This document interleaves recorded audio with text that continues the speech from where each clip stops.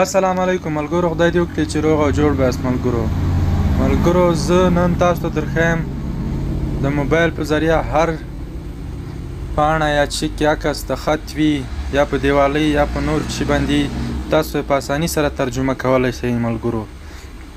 نو راځئ ملګرو، دا طریقه زه تاسو ته په ویډیو کې ښیم. د ویډیو شروع کېدو نه مخکې ملګرو، که تاسو زموږ چینل تر اوسه نه سبسکرایب کړئ نو زما چینل درشه سبسکرایب کړئ او څنګ کې د بیل نشان هم آن کړئ تر څو هره ویډیو زما تاسو ته په وخت سره دررسیږي ملګرو. راځئ په ویډیو پیل کړو. ملګرو ته هغه لپاره به تاسو ته د اپلیکیشن ضرورت دی چې هغه به تاسو له پلی سټور څخه را ډاونلوډ کړئ. دا ملګرو ټرانسلیټ دا به تاسو پلی سټور څخه را ډاونلوډ کړئ ملګرو. ملګرو تاسو اوس دلته ملګرو ګورئ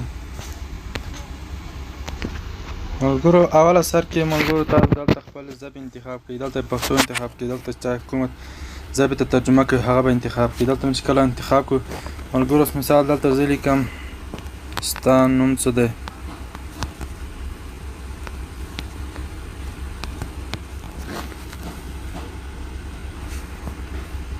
دا د ملګرو دلته ترجمه وکړه What user name، ستا نوم څه دی ملګرو. دلته تاسو کولی شئ چې دا اواز په اواز باندې په غږ باندې هم درته ویلی شي. دا په دغه باندې کلیک وکړئ. نو ملګرو تاسو به چې کله دلته یوه بله طریقه ده د ملګرو، دا به ډاونلوډ کړي. دا بیا بې انټرنیټ هم تاسو ته ترجمه کولی شي ملګرو. ته کمره ده، دا کمره ملګرو. بیا به ملګرو چې ډایرکټ شي ته ونیسئ ملګرو، هغه نه تاسو ته شي باندې خط لیکلی کاغذ یا بل شی په هغه باندې شي هغه خط باندې چې لیکلی هغه تاسو ته ترجمه ته اړئ ملګرو.